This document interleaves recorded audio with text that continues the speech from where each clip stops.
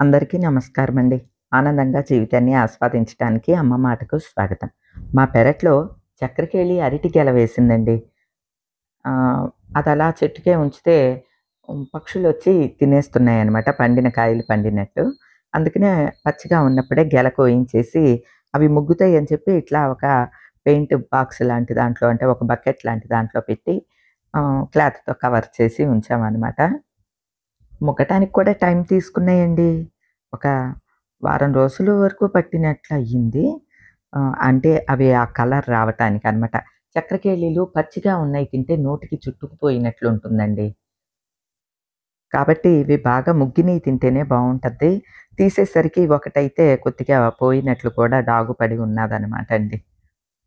మిగతావన్నీ కూడా ఇక చుట్టుపక్కల వాళ్ళకి అందరికీ తలో రెండన్న పంచేసుకుందాము అని అనుకుంటున్నాను. ఎందుకంటే మన పెరట్లో అరటిపళ్ళు చాలా స్వీట్‌గా ఉంటాయండి. ఒక ఎరువు గాని, పురుగు మందులు గాని ఏమీ వెయ్యమనమాట. నేచురల్‌గా అవి కాసినవి, ముగ్గినవి. పండించడం కూడా నేచురల్‌గానే ముగ్గించాం గాబట్టి మంచి కలరొచ్చి చాలా బావున్నాయి. మంచి సైజ్ కూడా ఉంటాయండి. పెద్ద సైజే ఉంటాయి. రుచి మాత్రం అమోఘంగా ఉంటుందండి. అయితే ఇలా కొద్దిగా పండుతూ ఉండంగానే నేను దేవుడి దగ్గర పూజా మందిరంలో పెట్టేసేసుకుంటాను. అలానే కృష్ణయ్య దగ్గర తాంబూలం, వినాయకుడి దగ్గర తాంబూలం, గడప దగ్గర కూడా ఓ తాంబూలం పెడతాననమాట అండి. అవి అలా ప్రతిరోజు పెడుతూ ఉంటాను. అవి ఎవరొస్తే వాళ్ళకి ఇస్తూ ఉంటానండి. మా పని చేసేవాళ్ళుంటారు. ఇక ఆ తర్వాత 4 రోజులకి చూస్తే మొత్తం అన్నీ ముగ్గిపోయున్నాయి. ఇంకా ఒక్కొక్కటి డాగు పడిపోతోందండి. ఇక అందుకనే ఆ రోజుతోనే ఆ గెలలో అవన్నీ తీసేసి అందరికీ పంచిపెట్టిచ్చేసానండి. అయితే మేము గమనించలేదు గానీ, ఒక చిన్న అరటి చెట్టుకే గెల వేసిందండి మన పెరట్లో. అది ఈరోజు చూసుకున్నామనమాట. అసలు ఆ గెలను చూసుకొని ఎంత ఆనందపడిపోయానోనండి. అంటే మనకి తెలియకుండానే ఒక గెలొచ్చింది చాలా హ్యాపీ ఫీల్ అయ్యామనమాట.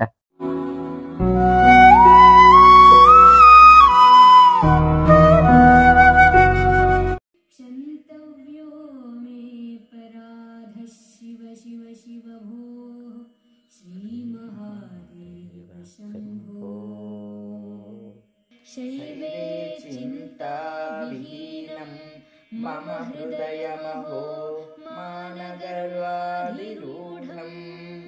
क्षन्तव्यो मे पराधः शिव शिव शम्भो श्रीमहादेव शम्भो वार्धक्ये चेन्द्रियाणां विकलगतिमतश्चाधिदैवादितापैः प्राप्तैर्रोगैर्वियोगैः व्यसनकृशतनोर्ज्ञप्तिहीनं च दीनम् मिथ्यामोहाभिलाषैर्भ्रमति मम मनोधूर्जटे ध्यानशून्यं क्षन्तव्यो मे पराधः शिव शिव शिव भोः श्रीमहादेव शम्भो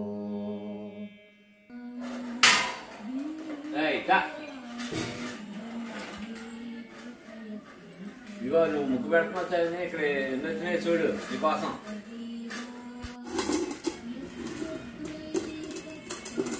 శివపార్వతులు వచ్చాయి చూసారా?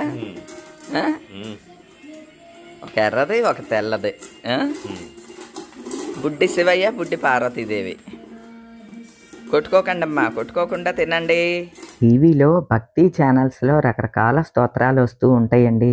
ఇప్పుడు వస్తున్నది శివ అపరాధ స్తోత్రం అన్నమాట. చాలా బాగుంటుందండి.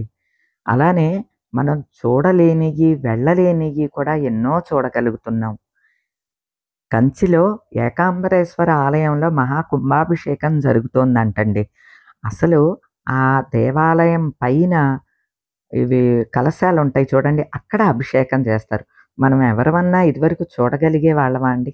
ఇప్పుడు చూడండి చక్కగా టీవీలో మనం డైరెక్ట్‌గా చూడగలుగుతున్నాము. ఈ ప్రోగ్రామ్ చూసి నేనెంతో సంతోషించానండి. నిజంగా కంచి వెళ్ళినా దేవాలయం చుట్టుపక్కల తిరగగలం గానీ, లేదా ఆ జనాల్లో ఉండగలం. పైన గోపురం పైన అభిషేకం ఎలా జరుగుతుందో ఎలా చూడగలం? ఇవాల్టి రోజున చక్కగా మనకి ఇంటి దగ్గర కూర్చుంటే అన్నీ కనిపిస్తున్నాయి అనంటే, మన జనరేషన్ చేసుకున్న అదృష్టాలు కొన్ని గొప్ప విషయాల్లో ఇలాంటివి కూడా ఉంటాయండి. ఒక కత్తికి 2 వెంపులా పదునున్నట్టు కొన్ని ప్లస్‌లు, కొన్ని మైనస్‌లు 2 ఉంటాయి. వీలైనంత మటుకు మైనస్ వెంపు నెగెటివ్స్ ఇవి చూడకుండా పాజిటివ్‌గా ముందుకు వెళ్ళటమే మన విద్యుక్త ధర్మం అండి. అంతే. ఎందుకంటే, ఆ నెగెటివ్ ఎప్పుడైతే చూస్తూ ఉన్నామో, వాటి నీడలు మన మీద పడతాయండి. అటువంటివి ఏమీ లేకుండా చక్కగా ఉదయమే ఇటువంటి భక్తి ఇవన్నీ వింటూ ఉంటే మనకి నోటికి బాగా వచ్చేసేస్తాయి. చాలా బావుంటద్దండి. అలానే మా ఈ తులసి కోట పక్కన ఒక చిన్న అరటి చెట్టు ఉందండి. దానికి అరటి గెల వేసింది. మరి మేము ఎలా మిస్ అయ్యామో ఇన్ని రోజుల నుంచి చూడలేదు. బహుశా ఓ 10 రోజులు అయిపోయి ఉంటుందండి ఈ గెలొచ్చి. ఈరోజే చూసుకున్నామనమాట. అది కూడా చాలా గమ్మత్తుగా అనిపించింది. ఈ గెలే కనపడలేదేంటండి? అంత పెద్ద వచ్చిన అదే పైగా ఎదురుగానే ఉన్నది. గుమ్మం ఎదురుగుండా అంటే మామిడి చెట్టు అడ్డుగా ఉంది కదా! అందుకని కనపడలేదు. సీతాకోక చిలుకలు చూడండి. ఆ పువ్వులకి, అరటి పువ్వులకి అన్ని వాలుతున్నాయి. ఏంటండి పలకగా ఉన్నాయి? అరటి కాయలు అంటారా ఏంటి? అలాగే ఉన్నాయి మరి. మరి మనకి అరటి కాయలు వేయలేదుగా అసలు మనం. వేయలేదు. అక్కడ చక్కెరకేళిను ఇది తెచ్చాము. ఏంటది? కర్పూరకేళి. ఏంటంటారు? అది పెరిగితే కానీ కొంచెం చెప్పలేము. అంతే. ఏమో చక్కెరకేళి పైన గెల ఉన్నప్పుడు మనకు తెలియదు కదా. ఇలానే ఉందేమో కాయలు. వాటర్ పెట్టించాలి ఫుల్గా. ఇదిగోండి. ఇందులోదే తీసి వేసాము అక్కడ. మరి ఇంకో రకం ఎలా వస్తుంది? ఇది ఎరుపు. ఇది రెడ్ చక్కెరకేళి. ఏమంటే ఇంకో పువ్వు వేసిందండి. ఇది చూడలేదు నేను. ఈ పువ్వు ఇవాళ చూడటం. ఆ గెల అవ్వలేదుగా ఇంకా. అయిపోద్ది. నాకు అయిపోద్ది మారిపోయినాయిగా రంగు. అటు నుంచి చూద్దాం ఉండండి కదా. రెండోగా అత్తలం చూడు, రంగు మారినాయి అంటారా? మారుతున్నాయి. ఇంకా టైం పడుతుంది. అది ఒక అరటి పండు అన్న ఇలా పగిలినట్టు వస్తే అప్పుడు పూర్తి అయినట్టు లెక్క. అవునా? కానీ ఈ లోపు ఉడతో ఏదో ఒకటి స్టార్ట్ చేస్తుంది. కర్పూరకేళి గెలేసింది, కోయించాలి. ఇది మన వల్ల అవ్వదు, ఎత్తుగా ఉన్నది కదా. ఇది చాలా హైట్గా ఉంది. ఎవరన్నా వచ్చి కొయ్యాల్సిందే. ఎంత ఖాళీ వచ్చేసింది అనుకున్నాను. మునగ చెట్టు తీయించేసాం కదా. అసలు ఎండ పడకుండా అయ్యింది. మునగ చెట్టు తీసేసిన తర్వాత చాలా ఖాళీ వచ్చిందండి. ఎంత ఖాళీ వచ్చింది చూడు. మిగతా మొక్కలన్నీ హ్యాపీగా ఉంటాయి. అవును, అసలు ఎండ పడట్లేదు. ఎవరో చూడలేదు, ఇంత పెద్ద గెల అయిపోయింది. అదే ఆశ్చర్యం. అలాగా ఆకులు చాటున వచ్చేసింది. భలే గొప్పగా. ఇంకోటి అటు కూడా పువ్వు వేసింది. అవును, ఆ గెల తయారైపోయింది. ఉడతలు చూడు ఎంత సందడి చేస్తున్నాయో. ఈ మా పోరాటం ఏమో అలా ఉన్నాయి. తయారైతే చెప్పలేము. పలగ్గా ఉంది మరి. కానీ మన దగ్గర లేదు కదా అసలు. ఆ ఉడత చూడు, ఆ సౌండ్లు ఏంటో చాలా మందికి తెలియదు కదా. ఆ కిస్ కిస్ అనేది ఉడత, అవేమో చిలకలు అనుకోండి. ఫోన్లే చేస్తే చేయని, అదేదో కంగారు పడుతుంది. అండి కొంచెం పారిజాతాలును తులసి దళాలు కోసివ్వండి నేను వచ్చేలోగా.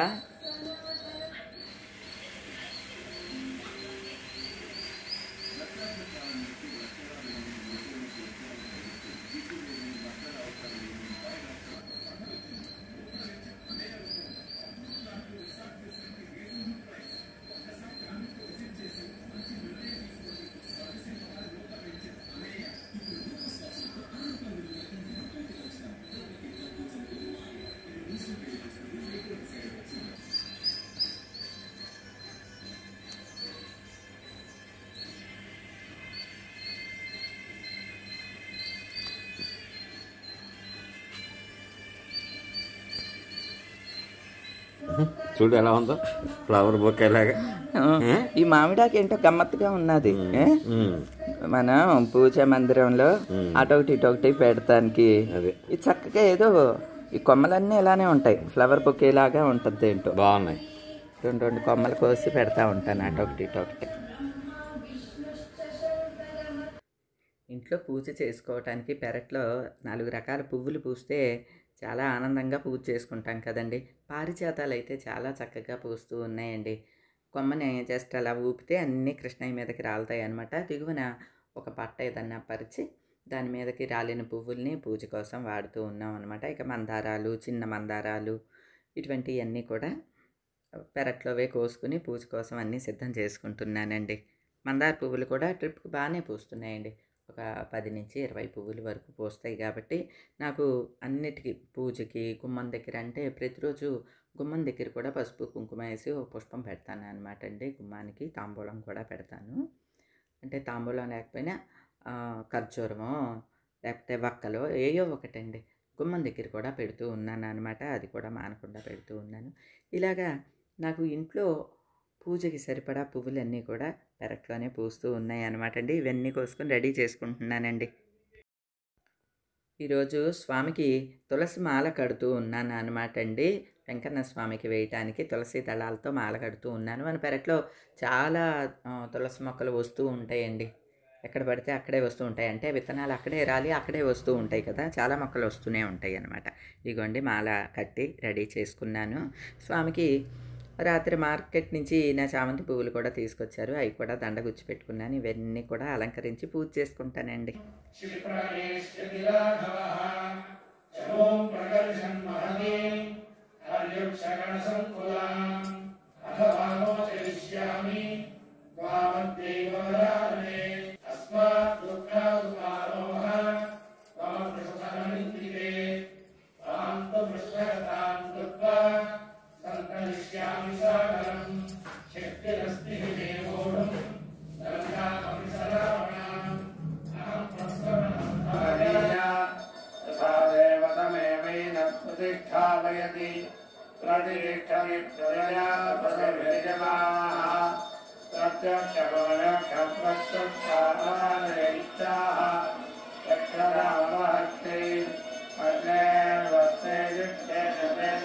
సర్టెన్ వచ్చిన తర్వాత అండి మనం కొన్ని తగ్గించేసుకోవాలండి.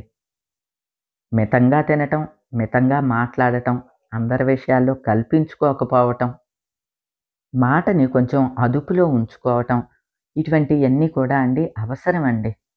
ఎందుకంటే మన మాట వల్ల ఇంట్లో కుటుంబంలో కలహాలు రేగినాయి అనుకోండి, లేదు ఎదుటి వాళ్ళు బాధపడ్డారనుకోండి, మనకేం వస్తుందండి. భగవంతుడు ఏదో మంచి జన్మనిచ్చాడు, ఇలా కొద్దిసేపు పూజ చేసుకునే అవకాశం ఇచ్చాడండి, మనకి టైం ఇచ్చాడు భగవంతుడు అని అంటే అంతకు మించింది ఏముంటుందండి.